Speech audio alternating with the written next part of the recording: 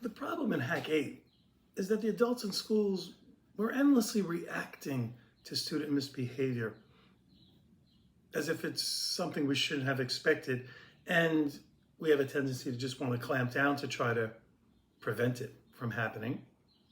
We have to remember that organizations, systems give you the outcomes they're built to give us, and for a variety of reasons, cultural, historic, economic, etc., schools give us student misbehaviors. And so this hack is let's prevent instead of intervening all the time. And this is one of my favorite hacks and used in many schools, which is to create what we call chill out plans for students. We can do this for individual students. We can do it for classes, for grades, for a whole school, which I always prefer, which is that every student learns what they need to do when they start getting upset. How do they chill out? How can they step away emotionally from the escalation that's happening with them?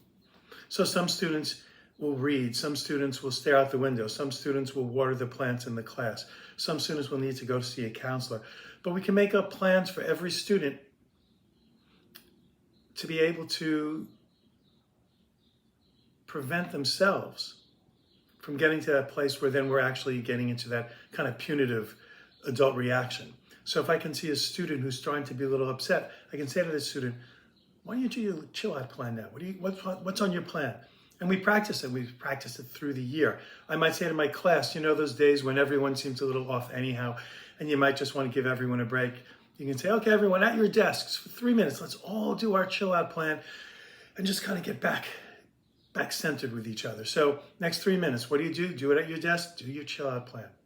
Chill out plans are wonderful because I can say to a student as they are escalating, let's do your chill out plan. But a student can also signal me and tell me that they're starting to get upset and initiate the doing of the chill out plan, which is a lifelong skill, managing one's emotions in institutions and organizations. One of my favorite stories is when I was working in my high school where everyone had chill out plans, and getting into it with a student, as sometimes we just get stuck, getting into a tug of war of students, that little power struggle. And the student looked at me and said, Mr. B, shouldn't we do our chill out plans now? Absolutely. He had clearly understood and internalized how important that was.